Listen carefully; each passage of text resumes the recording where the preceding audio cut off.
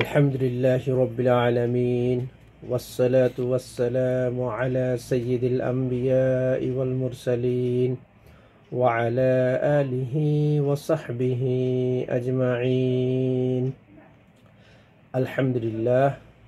আলহামদুলিল্লাহ সালাতু ওয়াসসালামু আলা সাইয়্যিদিনা মুহাম্মাদান আবদিহি ওয়া রাসূলিহি। মহান আল্লাহ তাআলার দরবারে লাখো কোটি শুকরিয়া জ্ঞাপন করছি আল্লাহ তাআলার অশেষ মেহেরবানিতে আজকে কুরআনুল কারীমের দার্স শুরু করতে পেরেছি। আমার এই কুরআনুল কারীমের দার্সের বিষয়বস্তু বা আলোচ্য বিষয় হচ্ছে ইসলামের জুলুম ও জালিমের পরিণতি সম্পর্কে। মহান আল্লাহ তাআলার দরবারে সাহায্য কামনা করছি আল্লাহ তাআলা যেন আমাকে আজকের এই দার্সটা সঠিকভাবে এবং সুন্দরভাবে পেশ করার তৌফিক দান করেন।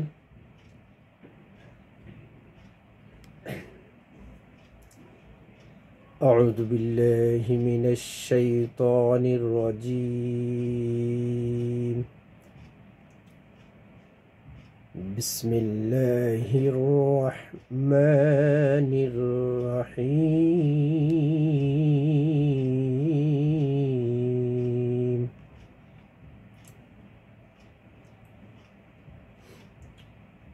فبدل الذين ظلموا منهم قولا غير الذي قيل لهم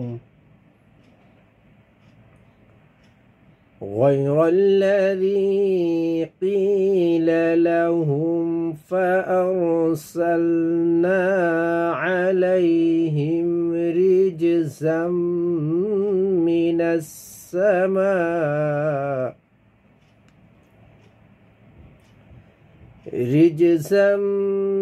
السماء بما كانوا يظلمون.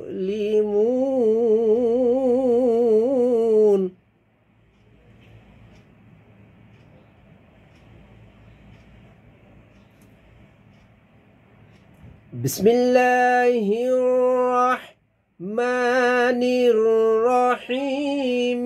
فبدل الذين ظلموا منهم قولا غير الذي قيل لهم فأرسلنا عليهم رجزا من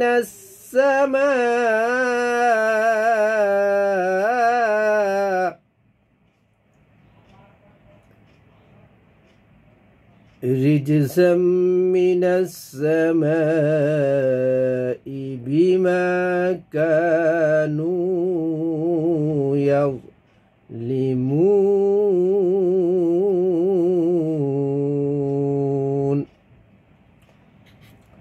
ইরশাদ হচ্ছে, অতঃপর তাদের মধ্যে যারা জালিম ছিল তাদেরকে যা বলা হয়েছিল তার পরিবর্তে তারা অন্য কথা বলল, কাজেই আমরা আসমান থেকে তাদের প্রতি শাস্তি পাঠালাম, কারণ তারা জুলুম করত।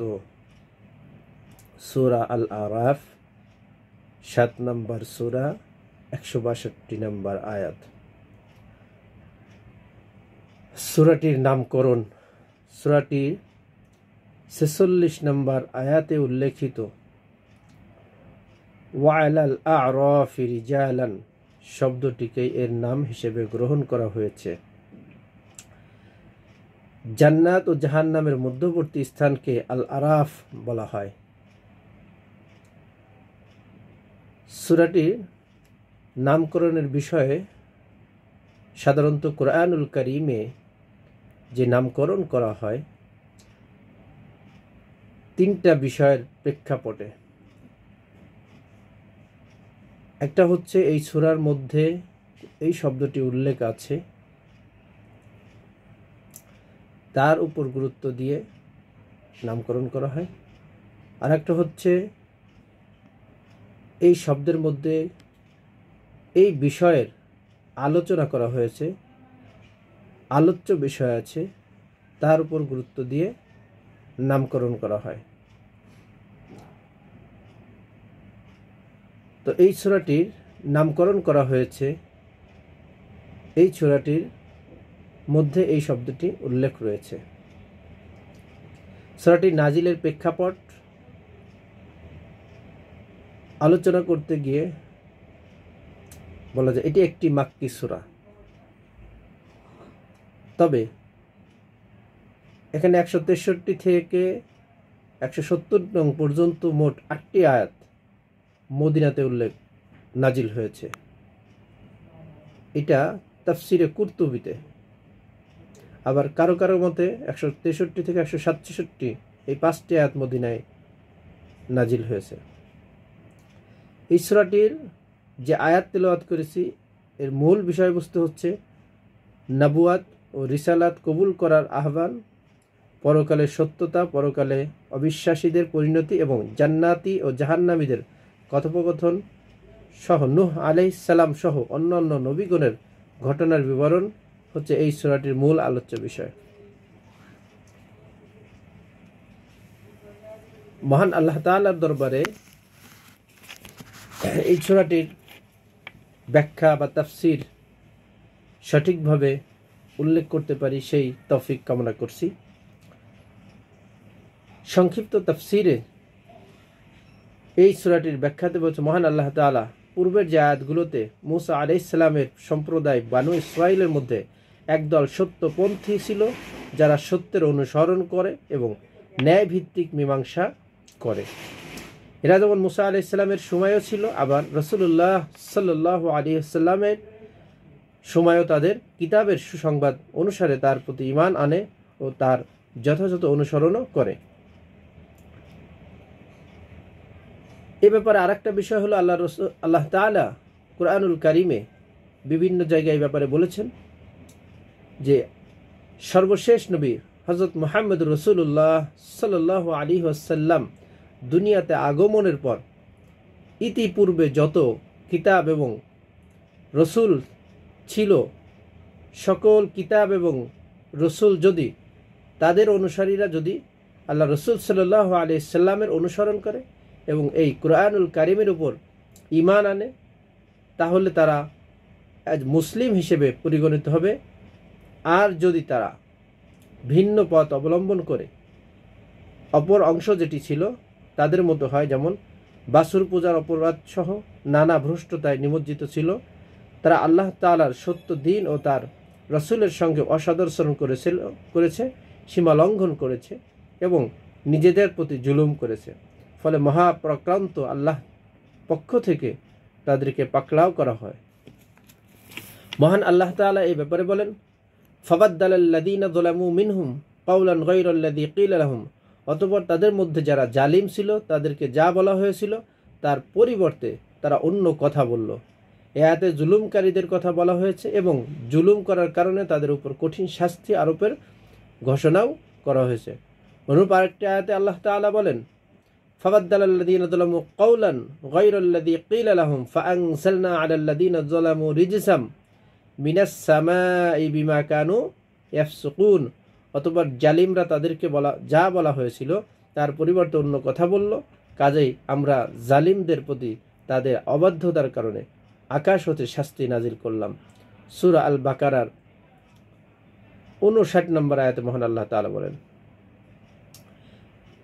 জালিমরা যে কথাটিকে পরিবর্তন করেছিল তা পূর্বের আয়াতে বর্ণিত আছে। আল্লাহ বানু ইসরাইলকে একটি জনপদে নত শিরে প্রবেশ করার নির্দেশের সাথে আরও বলেছিলেন, ওয়াকুলু হিত্তাতুন নাগফির লাকুম খতায়াকুম, আর বলো ক্ষমা চাই, আমরা তোমাদের অপরাধ ক্ষমা করব। সূরা আল বাকারার 58 নম্বর আয়াতে। অর্থাৎ আল্লাহ তাদেরকে কথা ও কাজের মাধ্যমে বিনয় প্রকাশ করার জন্য নত শিরে প্রবেশের নির্দেশ দিয়েছিলেন, কিন্তু তারা মাথা উঁচু করে তাদের পাছার উপর ভর করে প্রবেশ করে। তাদেরকে আরও নির্দেশ দেওয়া হয়েছিল যে তারা এমত অবস্থায় ঢুকবে আর মুখে বলবে হিত্তাতুন, অর্থাৎ হে আল্লাহ আমাদের থেকে গুনাহগুলোকে মাফ করে দাও। কিন্তু তারা তা না বলে ব্যঙ্গ ও ঠাট্টা করে বলেছিল হিত্তাতুন ফি শা'রাহ, অর্থাৎ চুলের মধ্যে দানা, বা হিনতাতু ফি শুআইরাহ, অর্থাৎ চুলের মধ্যে গম। বস্তুত এ কথার দ্বারা তাদের কোনো আসল উদ্দেশ্য নেই, কারণ এর কোনো অর্থ হয় না। তবে তারা এটা আল্লাহর নির্দেশের বিরোধিতা এবং তার প্রতি অদ্যত্ত প্রদর্শনের জন্যই এই ব্যঙ্গ করেছিল। এই জন্য তাদেরকে কঠিন শাস্তির ঘোষণা দেওয়া হয়েছে। তাফসির ইবনে কাসির বিভিন্ন তাফসিরে উল্লেখ করা হয়েছে যে এতটুকু পরিবর্তন, অর্থাৎ হিত্তাতুন এর স্থানে হিনতাতুন বা হাব্বাতুন বলার জন্য তাদেরকে কঠিন শাস্তির মুখোমুখি হতে হয়েছে, কারণ এই শব্দগুলো দ্বারা ব্যঙ্গ করা ছাড়া আর কিছুই উদ্দেশ্য ছিল না। সুতরাং আল্লাহর নাম ও গুণাবলী ও দিনের মধ্যে পরিবর্তন আনলে সেটির শাস্তি কত মারাত্মক হবে তা সহজেই অনুমেয়।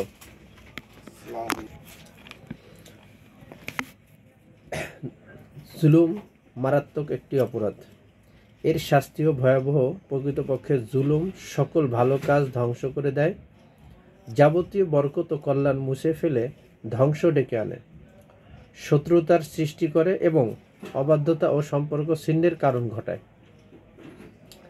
যে জাতি ও সমাজে জুলুমের ব্যাপক প্রসার ঘটে তা জাতিকে ধ্বংস করে দেয় এবং সমাজ ও রাষ্ট্রকে ভেঙে চুরমার করে দেয়। জুলুম ব্যক্তি, সামষ্টিক ও জাতীয়ভাবে সংগঠিত হয়। জুলুমের আবিধানিক অর্থ কোনো বস্তুকে তার যথাযোগ্য স্থানে না রেখে ভিন্ন স্থানে রাখা, অন্যের অধিকারের উপর চড়াও হওয়া, শরিয়াত নির্ধারিত সীমা ও বিধানসমূহ অতিক্রম করা ও লঙ্ঘন করা। তাই যাবতীয় পাপ ও অপকর্ম যেগুলোর দ্বারা আল্লাহর সুবহানাহুর অবাধ্যতা করা হয় তাকেই জুলুম বলা হয়। আর সবচেয়ে বড় জুলুম হচ্ছে আল্লাহর সাথে শিরক করা। মহান আল্লাহ বলেন, ইয়া বানিয়া লা তুশরিক বিল্লাহ, ইয়া বুনাইয়া লা তুশরিক বিল্লাহ, ইন্নাশ শিরকা লাযুলমুন আযীম। সূরা লুকমানে 13 নম্বর আয়াতে আল্লাহ তাআলা বলেন, হে প্রিয় ছেলে, আল্লাহর সাথে শিরক করো না, নিশ্চয় শিরক মস্ত বড় জুলুম। সূরা লুকমানের 13 নম্বর আয়াতে নিজের সন্তানকে শিক্ষা দেওয়ার জন্য আল্লাহর শিখানো বাণী হযরত লুকমান আলাইহিস সালাম এই আয়াতটি বলেছেন, ইয়া বুনাইয়া, হে সন্তান, লা তুশরিক বিল্লাহ, তুমি শিরক করো না আল্লাহর সাথে, ইন্না শিরকা, নিশ্চয় শিরক, লাযুলমুন আযীম, সবচেয়ে বড় মস্ত বড় জুলুম। মানুষ কখনো নিজের উপর জুলুম করে এবং অন্যের উপরেও জুলুম করে। যে ব্যক্তি গুনাহর কাজ করে সে নিজের উপর জুলুম করে। এজন্য গুনাহ মাফ চাওয়ার সময় নিজের প্রতি জুলুম করেছি বলে স্বীকৃতি দিতে হয়। আল্লাহ সুবহানাহু ওয়া তাআলা অন্য আয়াতে বলেন, قال ربنا ظلمنا أنفسنا وإن لم تغفر لنا وترحمنا لنكونن من الخاسرين। তারা বলেন, হে আমাদের রব, আমরা আমাদের প্রতি জুলুম করেছি, আর আপনি যদি আমাদেরকে ক্ষমা না করেন এবং আমাদের প্রতি দয়া না করেন তবে আমরা অবশ্যই ক্ষতিগ্রস্তদের অন্তর্ভুক্ত হব। সূরা আল আরাফ 23 নম্বর আয়াত। মহিমান্বিত আল্লাহ ইনসাফ করতে নির্দেশ দিয়েছেন এবং জুলুম, উৎপীড়ন ও সীমা লঙ্ঘন করাকে হারাম ঘোষণা করেছেন। আল্লাহ তাআলা অন্য আয়াতে বলেন, বিসমিল্লাহির রহমানির রহিম, ইন্নাল্লাহা ইয়া'মুরুকুম বিল আদলি ওয়াল ইহসানি ওয়া ইতা'i যিল কুরবা ওয়া ইয়ানহা আনিল ফাহশাই ওয়াল মুনকার ওয়াল বাগয়। নিশ্চয় আল্লাহ তাআলা ন্যায়পরায়ণতা, ইহসান বা সদাচরণ ও আত্মীয় স্বজনকে দানের নির্দেশ দেন এবং তিনি অশ্লীলতা, অসৎকর্ম ও সীমা লঙ্ঘন থেকে নিষেধ করেন। সূরা আন-নাহল আয়াত নাম্বার 90। ওয়াল বাগয় শব্দটির অর্থ সীমা লঙ্ঘন করা, জুলুম করা ও উৎপীড়ন করা। বুঝানো হয়েছে। আবু যার রাদিয়াল্লাহু তাআলা আনহু থেকে বর্ণিত হাদিসে কুদসিতে এসেছে, নবী করিম সাল্লাল্লাহু আলাইহি ওয়াসাল্লাম আল্লাহর তাবারাকা ওয়া তাআলা থেকে বর্ণনা করেন, ইয়া ইবাদি ইন্নী হাররামতু যুলমা আলা নাফসি ওয়া জাআলতুহু বাইনাকুম মুহাররিমান ফালা তুজলিমুন। হে আমার বান্দাগণ, আমি আমার উপর জুলুম করাকে হারাম করেছি এবং তোমাদের পরস্পরের মধ্যে জুলুমকে হারাম করেছি, কাজেই তোমরা পরস্পরকে জুলুম করবে না। আল্লাহ তাআলা ন্যায়পরায়ণতাকে পছন্দ করেন আর জালিমকে অপছন্দ করেন। আল্লাহ সুবহানাহু ওয়া তাআলা অন্য আয়াতে বলেন, ওয়া আকসিতু ইন্নাল্লাহা ইউহিব্বুল মুকসিতিন, আর ন্যায় বিচার করো, নিশ্চয় আল্লাহ ন্যায় বিচারকদের ভালোবাসেন। সূরা আল হুজরাত আয়াত নাম্বার 9। আল্লাহ তাআলা জালিমদেরকে অপছন্দ করেন। আল্লাহ তাআলা বলেন, ওয়াল্লাহু লা ইউহিব্বুজ জালিমিন, আর আল্লাহ জালিমদেরকে ভালোবাসেন না। সূরা আল ইমরান 57 নম্বর আয়াতে আল্লাহ তাআলা ঘোষণা দিয়েছেন। জালিমগণ ব্যর্থ হয়, সফল হয় না। আল্লাহ তাআলা বলেন, ওয়ামান আযলামু মিম্মান ইফতারা আলাল্লাহিল কাযিবা আও কাযযাবা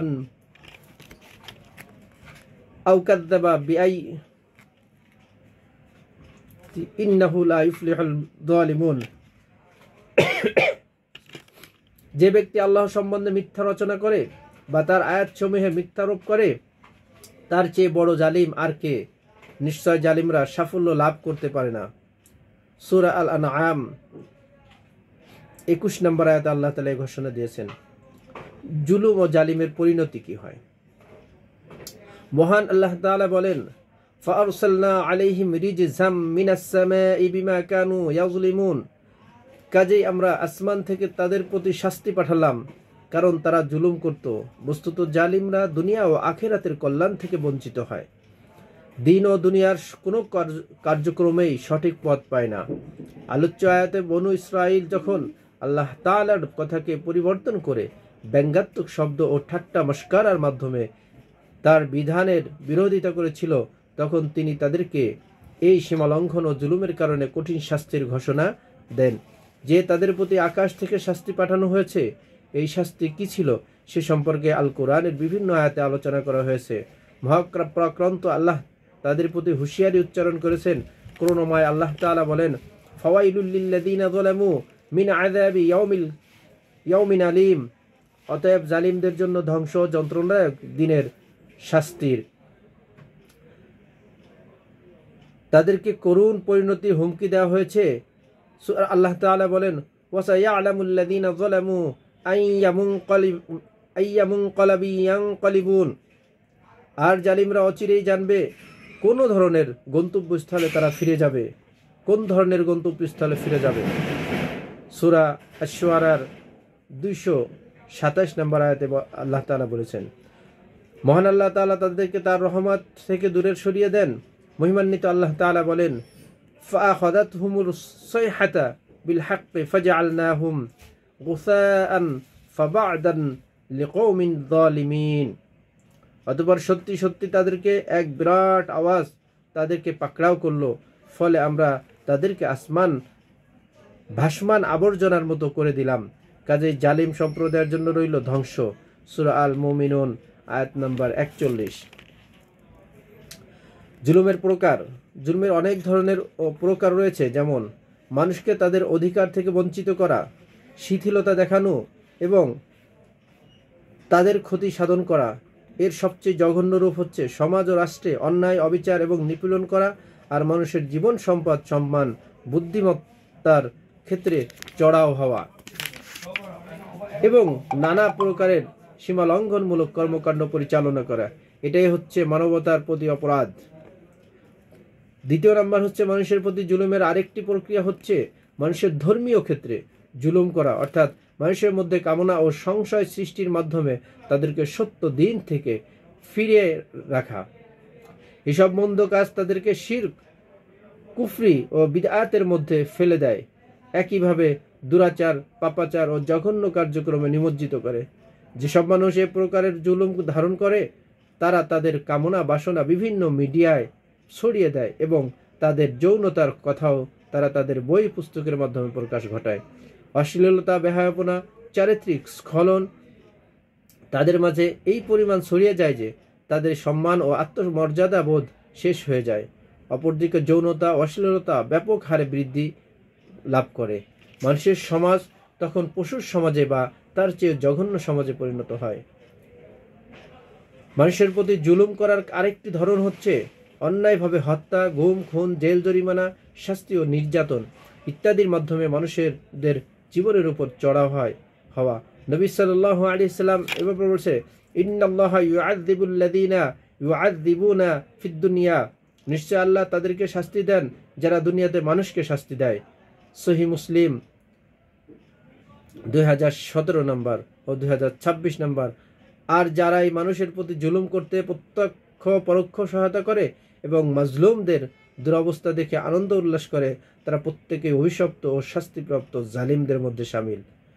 মানুষের মান সম্মান আঘাত করাও তাদের প্রতি জুলুম করা। সুতরাং সমাজে অশ্লীলতা ছড়ানো, সৎ ও সতী সাধী মুসলিম নরনারীদের প্রতি অপবাদ দেয়া, মিথ্যা ছড়ানো ও কুৎসা রটানো ইত্যাদি জুলুমের এক একটি ধরন।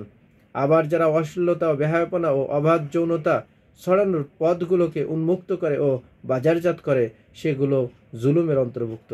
যেমন অশ্লীল ছায়াছবি, উগ্র ও যৌন উদ্রেককারী পোশাকাদি, কামোদ্দীপক সাজসজ্জা, ম্যাগাজিন ইত্যাদি ব্যবসা বাণিজ্য করা।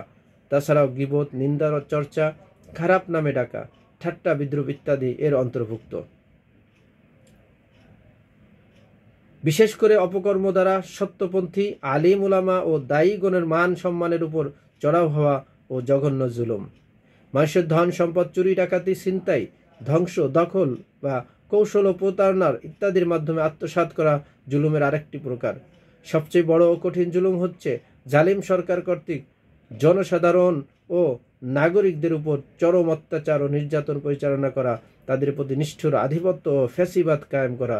যেমন ফিরআউন তার জাতির উপর স্বৈরাচার হয়ে চেপে বসেছিল, বিশেষ করে যাদেরকে তাদের প্রতিপক্ষ মনে করে তাদের উপর জুলুম নির্যাতনের স্টিম রুলার চালাতো।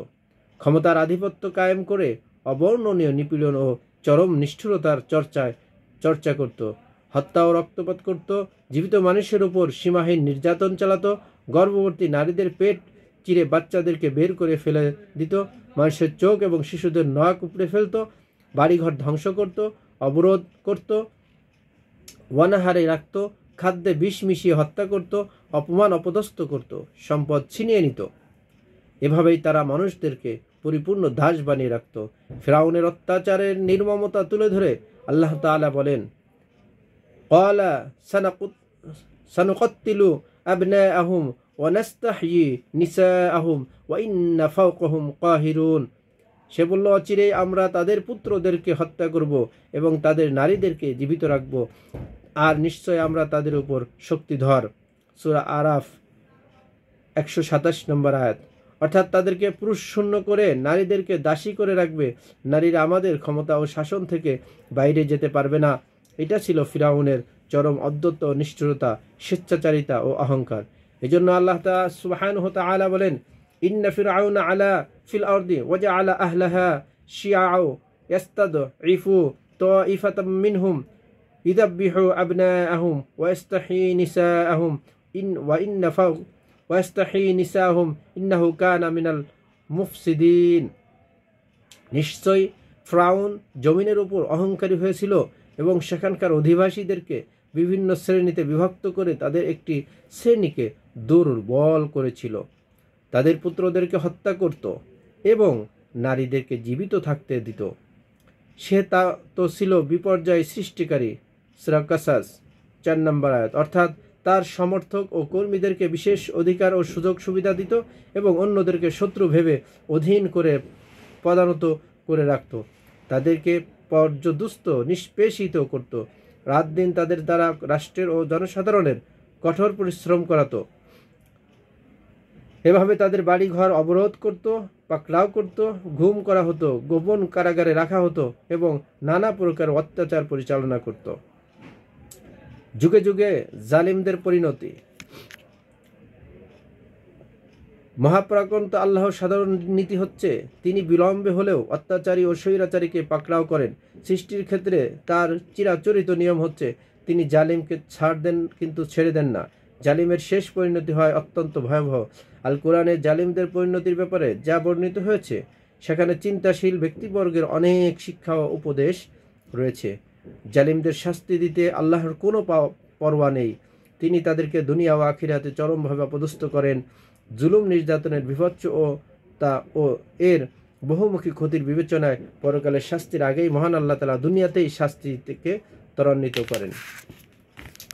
রাসূলুল্লাহ সাল্লাল্লাহু আলাইহি ওয়াসাল্লাম এই ব্যাপারে বলেন, মা মিন দাম্বি আজদারু আন ইউআজিলুল্লাহা লিসাহিবিল আল-আখির। জুলুম ও আত্মীয়তার সম্পর্ক ছিন্ন করার চেয়ে এমন কোনো গুনাহ নেই যা গুনাহগার ব্যক্তিকে পরকালে তার জন্য যে শাস্তি রয়েছে তা জমা রেখে দুনিয়াতেই দ্রুত শাস্তি প্রদানের জন্য অধিক উপযোগী। অর্থাৎ যারা জুলুম করবে এবং আত্মীয়তার সম্পর্ক ছিন্ন করবে, মহান আল্লাহ তাআলা দুনিয়াতে এদের শাস্তি দিয়ে দিবেন। মহান আল্লাহর স্থায়ী নীতি হচ্ছে জালিমদেরকে ধ্বংস করা, সীমা লঙ্ঘনকারী ও বিশৃঙ্খলা সৃষ্টিকারীদেরকে মানব সমাজ থেকে সমূলে উপড়ে ফেলা। সবচেয়ে বড় ও স্বেচ্ছাচার জালিমগণ যারা দুনিয়াতেই শাস্তিপ্রাপ্ত হয়েছে তাদের অন্যতম হচ্ছে ফিরআউন। আল্লাহ তাআলা যাকে সকল স্বৈরাচারের অন্যতম উদাহরণ হিসেবে তুলে ধরেছেন। তার ব্যাপারে মহান আল্লাহ তাআলা বলেন, ফাআখাযাহুল্লাহু নাকালাল আখিরাহ। অতঃপর আল্লাহ তাকে আখিরাত ও দুনিয়ায় কঠিন শাস্তিতে পাকড়াও করলেন। সূরা আন-নাজিয়াত। আল্লাহ তাআলা অন্যত্র বলেন, অতঃপর আমরা তাকে ও তার বাহিনীকে পাকড়াও করলাম এবং তাদেরকে সাগরে নিক্ষেপ করলাম। সুতরাং দেখুন জালিমদের পরিণতি কিরূপ হয়েছিল। অর্থাৎ আল্লাহ তাকে দৃষ্টান্তমূলক শাস্তি দেন, যা দেখে অন্যান্য বিদ্রোহী ও দাম্ভিকরাও আতঙ্কিত হয়ে যায় এবং শিক্ষা পায়। দাম্ভিক ও অহংকারী আরেক জালিম হচ্ছে কারুন, যে তার সম্প্রদায় ও মুসা আলাইহিস সালামের প্রতি সীমালঙ্ঘনমূলক আচরণ করেছিল। আল্লাহ তাকে প্রচুর ঐশ্বর্য দিয়েছিলেন, কিন্তু সে অত্যাচারী হয়ে ওঠে। অতঃপর আল্লাহ তাকে কঠিন ও দৃষ্টান্তমূলক শাস্তি দেন। আল্লাহ তাআলা বলেন,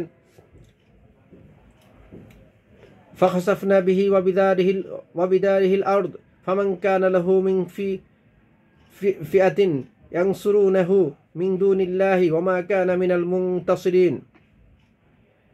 অতঃপর আমরা কারুনকে তার প্রাসাদসহ ভূগর্ভে প্রথিত করলাম। তার সপক্ষে এমন কোনো দল ছিল না যে আল্লাহর শাস্তি হতে তাকে সাহায্য করতে পারত, এবং সে নিজেও নিজেকে সাহায্য করতে সক্ষম ছিল না। সূরা কাসাস ৮১ নম্বর আয়াত। আর জালিমদের জন্য পরকালের যে শাস্তি তা তো আরো ভয়াবহ, আরো কঠিন। আল্লাহ তাআলা বলেন, লাহুম আযাবুন ফিল হায়াতিদ দুনিয়া ওয়ালা আযাবুল আখিরাহ আশাক্কু ওয়া মা লাহুম মিনাল্লাহি মিন ওয়াক। তাদের জন্য দুনিয়ার জীবনে আছে শাস্তি এবং আখিরাতের শাস্তি তো আরো কঠোর, আর আল্লাহ তাআলা শাস্তি থেকে রক্ষা করার মতো তাদের কেউ নেই। সূরা আর-রাদ ৩৪ নম্বর আয়াতে আল্লাহ তাআলা ঘোষণা দিয়েছেন। মহান আল্লাহ তাআলা অতীতে জালিম দেশ ও জাতির সাথে আল্লাহর আচরণ কি হয়েছিল এই ব্যাপারে মহান আল্লাহ তাআলা বলেন, আর আমরা বহু জনপদ ধ্বংস করেছি যার অধিবাসীরা ছিল জালিম এবং তাদের পরে অন্য জাতি সৃষ্টি করেছি। সূরা আম্বিয়া ১১ নম্বর আয়াত। আল্লাহ তাআলা অন্য আয়াতে বলছেন, আর ওই সব জনপদ তাদের অধিবাসীদেরকে আমরা ধ্বংস করেছিলাম যখন তারা জুলুম করেছিল, এবং তাদের ধ্বংসের জন্য আমরা নির্দিষ্ট সময় স্থির করেছিলাম। সূরা কাহাফ আয়াত ৫৯। এসব আয়াতে আজ সামুদ ও অন্যান্য জালিম জাতির কথা বলা হয়েছে। অতীতের এই জাতিগুলো অধিক ক্ষমতা সম্পন্ন ছিল, তা সত্ত্বেও তাদেরকে ধ্বংস করা হয়েছে। সুতরাং হে উম্মাদ মুহাম্মাদি, সে তুলনায় তোমরা কিছুই না, তাই সাবধান। আল্লাহ তাআলা বলেন, ওয়াকাইয়্যিম মিন ক্বরিয়াতিন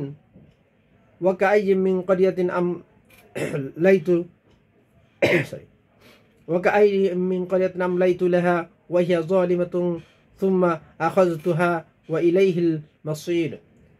আর আমি বহু জনপদকে অবকাশ দিয়েছি যখন তারা জালিম ছিল, তারপর আমি তাদেরকে পাকড়াও করেছি, আর আমারই কাছে প্রত্যাবর্তন স্থল। সূরা হজ আয়াত নম্বর ৪৮। আল্লাহর শাস্তির প্রকার ও ধরন। আল্লাহ তাআলা জালিম ও কাফিরদেরকে নানা প্রকারের শাস্তি দিয়েছেন। সুতরাং তাদের প্রত্যেককেই আমরা তার অপরাধের জন্য পাকড়াও করেছিলাম। তাদের কারো উপর আমরা পাথরকুচি সম্পন্ন প্রচণ্ড ঝটিকা পাঠিয়েছিলাম। তাদের কাউকে আঘাত করেছিল বিকট ধ্বনি, কাউকে আমরা ভূগর্ভে প্রথিত করেছিলাম এবং কাউকে আমরা নিমজ্জিত করেছিলাম। আর আল্লাহ এমন নন যে তিনি তাদের প্রতি জুলুম করবেন, বরং তারা নিজেরাই নিজেদের প্রতি জুলুম করেছিল। সূরা আল আনকাবুত 40 নম্বর আয়াত। অতঃপর আল্লাহ তাআলা জালিমদের শাস্তি ও শেষ পরিণতি উল্লেখ করার পর বলেন, ফলে জালিম সম্প্রদায়ের মূলচ্ছেদ করা হলো এবং সমস্ত প্রশংসা সৃষ্টিকুলের রব আল্লাহর জন্য। সূরা আল আনআম 45 নম্বর আয়াতে ইঙ্গিত করা হয়েছে যে অপরাধ ও অত্যাচারীদের উপর শাস্তি নাজিল হওয়াও সারা বিশ্বের জন্য একটি নিয়ামত। এজন্য আল্লাহ তাআলার কৃতজ্ঞতা প্রকাশ করা উচিত, কারণ তিনি তার বন্ধুদের সাহায্য করেছেন এবং তার শত্রুদের নিশ্চিহ্ন করে দিয়েছেন। বর্তমান সময়ে আমরা 5ই আগস্টে দেখতে পেরেছি, ইতিপূর্বে গত 16 বছর ধরে যে জুলুম নির্যাতনের শিকার হয়েছে, যে জালিম সরকার ছিল, মহান আল্লাহ তাআলার অশেষ মেহেরবানিতে জালিম সরকার, স্বৈরাচার সরকারকেও আল্লাহ তাআলা উৎখাত করেছে এবং সে পালিয়ে যেতে সমূলে, অর্থাৎ তার পুরা সংসদ সদস্য 350 জন সংসদ সদস্য সহ মন্ত্রী পরিষদ সহ পালিয়ে যেতে বাধ্য হয়েছে বা এখনো পালিয়ে আছে। আল্লাহ তাআলা কখনোই কোনো জালিমকে ছেড়ে দেন না, হয়তো অল্প সময়ের জন্য ছাড় দেন কিন্তু ছেড়ে দেন না। এই শিক্ষা থেকে বা এই বিষয়টা থেকে আমাদের শিক্ষা নেওয়া উচিত। তো আলোচ্য আয়াতে আমরা যে শিক্ষাগুলো পেলাম, আমরা সেই শিক্ষাগুলো জেনে নিব এবং সেই শিক্ষার উপর আমল করার চেষ্টা করব। এই আয়াত থেকে আলোচ্য আয়াত এবং তদ সংশ্লিষ্ট বিষয়ে অনেক গুরুত্বপূর্ণ শিক্ষা রয়েছে। তার মধ্যে কতিপয় শিক্ষা হলো, আল্লাহ প্রদত্ত বিধানের সীমারেখা অতিক্রম করা ও ন্যায় ভ্রষ্টতা হচ্ছে জুলুম। তাই সর্বক্ষেত্রে আল্লাহর বিধান অনুযায়ী চলা সকলের জন্য অপরিহার্য। 2 নম্বর হচ্ছে অন্যের অধিকারে হস্তক্ষেপ, অধিকার নষ্ট, বৈষম্য সৃষ্টি ও অসদাচরণ সহ সব ধরনের অপকর্ম ও অশ্লীলতা জুলুমের অন্তর্ভুক্ত। তাই এগুলো থেকে বেঁচে থাকা সকল মানুষের কর্তব্য। 3 নম্বর হচ্ছে আল্লাহর প্রদত্ত বিধান দিয়ে যারা ব্যক্তি, পরিবার, সমাজ ও রাষ্ট্র শাসন পরিচালনা করে না, তারা হয় কাফির বা ফাসিক বা জালিম কিংবা সবই। সুতরাং সকল মানুষের এই মৌলিক বিষয়টি বিবেচনা করে সিদ্ধান্ত নেওয়া উচিত, বিশেষ করে মুসলিম জনশক্তির। 4 নম্বর, জুলুম একটি সর্বাত্মক ধ্বংস ও বহুমুখী ক্ষতির কারণ এবং তা মানবতার প্রতি অপরাধ। তাই এই চরম অপকর্ম অন্যায় থেকে প্রতিটি মানুষেরই বেঁচে থাকা উচিত। 5 নম্বর হচ্ছে জুলুম একটি বিশাল অন্যায় কাজ, আর সবচেয়ে বড় অন্যায় হচ্ছে আল্লাহর সাথে অংশীদার স্থাপন করা। তাই সর্বপ্রকার জুলুমের শাস্তিও অত্যন্ত কঠোর। জালিমকে আল্লাহ তাআলা দুনিয়াতেই ত্বরিত ও অপমানজনক শাস্তি দেন এবং আখিরাতেও এর চরম শাস্তি রয়েছে, তা স্মরণ রাখা প্রত্যেকের উচিত। 6, ন্যায় ন্যায্যতা প্রতিষ্ঠা, বৈষম্য দূরীকরণ, অন্যের সর্বপ্রকার অধিকার প্রতিষ্ঠা করাই জুলুমের বিরুদ্ধে প্রকৃত প্রতিরোধ। তাই সকলকে জুলুমের বিরুদ্ধে ব্যক্তিগত, সামষ্টিক, সামাজিক ও রাষ্ট্রীয়ভাবে সর্বব্যাপী প্রতিরোধ গড়ে তোলা অপরিহার্য। করুণাময় আল্লাহ তাআলা আমাদেরকে এই শিক্ষাগুলো বাস্তব জীবনে বাস্তবায়ন করার তৌফিক দান করুন, জালিম থেকে হেফাজত করুন এবং নিজেরা যেন জালিম না হয়ে যায় সেদিকে আল্লাহ তাআলা আমাদেরকে সেখান থেকেও হেফাজত করুন। আল্লাহ তাআলা আমাদেরকে এইগুলো আমল করার তৌফিক দান করুন। ওয়া আখির দাওয়ানা আনিল হামদুলিল্লাহি রাব্বিল আলামিন, ওয়াসসালাতু ওয়াসসালামু আলা সাইয়্যিদিল আমবিয়া ওয়াল মুরসালিন। আসসালামু আলাইকুম ওয়া রাহমাতুল্লাহি ওয়া বারাকাতুহু। এত সময় যারা আমার এই ভিডিওটা দেখছেন এবং আমার আলোচনাগুলো শুনেছেন, দর্শক শ্রোতাদেরকে আমি ধন্যবাদ জানাবো, যারা অধীর আগ্রহ নিয়ে আমার এই ভিডিওটা শুনছেন এবং এই ভিডিওটা আলোচনাগুলো দেখছেন। আল্লাহ তাআলা সবাইকে এই যে আলোচনা হলো সেই আলোচনা থেকে শিক্ষা নিয়ে নিজের জীবন পরিচালনা করার তৌফিক দান করুক। আসসালামু আলাইকুম ওয়া রাহমাতুল্লাহি ওয়া বারাকাতুহু।